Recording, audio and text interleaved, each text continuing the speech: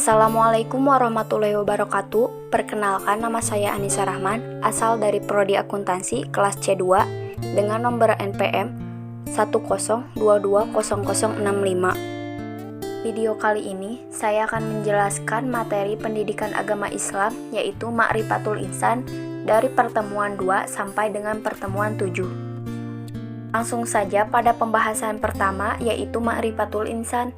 Ma'rifatul Insan terdiri dari dua kata, yaitu ma'rifat yang berarti mengenal dan insan yang berarti manusia. Jadi Ma'rifatul Insan berarti mengenali diri sendiri. Manusia tercipta dari dua unsur, yaitu bumi karena manusia diciptakan dari tanah, dan juga langit setelah penciptaan fisiknya. Allah menyempurnakan manusia dengan meniupkan ruh kepadanya. Berdasarkan fungsinya, manusia disimbolkan dengan 3 unsur, yaitu hati, akal, dan juga jasad. Tidak hanya itu, Allah memberikan 2 amanah penting kepada manusia, yaitu amanah al-ibadah dan juga amanah al-khalifah. Balasan kepada manusia apabila melakukan kebaikan, maka akan memperoleh kebaikan juga. Dan apabila manusia itu ingkar, maka akan memperoleh azab yang setimpal. Dan untuk selanjutnya yaitu materi tentang Tokotul Insan atau potensi manusia. Potensi manusia adalah suatu anugerah yang Allah berikan karena Allah menciptakan manusia dengan bentuk yang sempurna, dengan kemampuan, maka dari itulah Allah membekali manusia dengan segenap potensi yang ada dalam dirinya. Seperti dalam Quran surat At-Tin ayat 4. A'udzubillahi minasyaitonirrajim. Bismillahirrahmanirrahim. Laqad khalaqnal insana fi ahsani taqwim. Yang artinya, sesungguhnya kami telah menciptakan manusia dalam bentuk yang sebaik-baiknya. Shadaqallahul azim. Semua manusia memiliki potensi, namun ada yang mau mempergunakan dan mengembangkan potensinya dengan baik, dan ada juga yang tidak mempergunakan potensinya dengan baik. Berikut adalah beberapa potensi yang Allah berikan. Yang pertama adalah potensi pendengaran, untuk mendengarkan ajaran-ajaran agama Allah yang disampaikan kepadanya oleh Rasul-Rasul Allah. Dan yang kedua ada potensi penglihatan, yaitu untuk mengenali cahaya dan penafsirannya.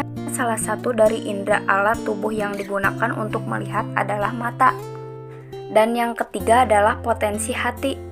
Menurut Al-Ghazali dan Al-Muhasibi, hati adalah raja yang mengawal semua kegiatan yang berlaku pada roh, nafsu, dan akal. Hati juga yang mengarahkan kelima-lima panca indera manusia, sama ada untuk melakukan kebaikan atau keburukan. Materi selanjutnya adalah nafsul insan atau jiwa manusia. Nafsul insan adalah emosi dalam diri manusia yang bersifat halus, yang dapat merasakan sedih, gelisah, cinta, benci, dan sejenisnya. Tanpa jiwa, badan manusia nyaris tidak ada bedanya dengan patung.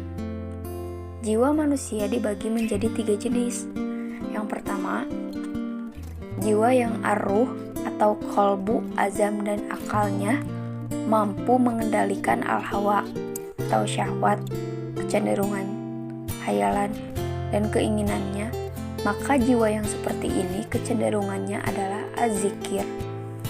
Yang kedua adalah jiwa ar-ruh atau qalbu, azam, dan akalnya tarik-menarik dengan al-hawa atau syahwat, kecenderungan, hayalan, dan keinginannya.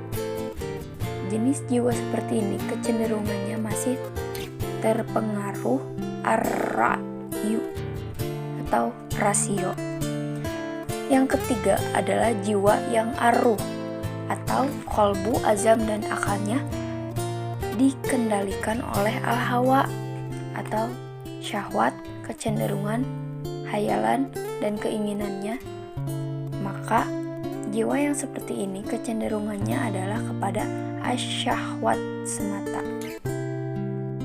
Dan untuk materi selanjutnya yaitu sifatul insan atau sifat manusia. Sifatul insan adalah sifat yang bersih dan dicintai oleh Allah Subhanahu wa Ta'ala. Allah memberikan dua potensi kepada manusia, yaitu takwa dan fujur. Takwa yang berarti menaati perintahnya, menjauhi larangannya. Sedangkan fujur yang berarti menenggelamkan jiwa ke dalam kemaksiatan. Sifat manusia yang tertuju kepada kebaikan terbagi menjadi 9. Antara lainnya yaitu syakur, yaitu banyak bersyukur, sobur, yaitu banyak bersabar, rauf, yaitu penyantun, rahim, yaitu penyayang, halim, yaitu arif, awab, yaitu banyak bertaubat, awah, yaitu lemah lembut, syakut, yaitu jujur, dan amin, yaitu amanah. Sedangkan sifat manusia yang termasuk ke dalam kemaksiatan terbagi menjadi 8, yaitu tergesa-gesa, keluh kesah, kikir, kufur, pendebat, pembantah, zolim, dan jahil. Hakikat al-ibadah atau hakikat ibadah. Ibadah menurut bahasa, kata ibadah berarti patuh atau al-ta'ah dan tunduk atau al-khudlu. Ubudiyah artinya tunduk dan merendahkan diri. Menurut Al-Azhari, kata ibadah tidak dapat disebutkan kecuali untuk kepatuhan kepada Allah. Ini sesuai dengan pengertian yang dikemukakan oleh Al-Syaukani bahwa ibadah itu adalah kepatuhan dan perendahan diri yang paling maksimal. Berikut ini adalah hakikat ibadah. Yang pertama adalah sebagai tujuan diciptakannya manusia. Yang kedua adalah sebagai fitrah manusia. Yang ketiga, hakikat ibadah adalah menyembah yang sama dengan mencintai. Ibadah mahdah. Ibadah mahdah adalah ibadah yang dari segi perkataan, perbuatan telah didesain oleh Allah Subhanahu wa Ta'ala, kemudian diperintahkan kepada Rasulullah SAW untuk mengerjakannya.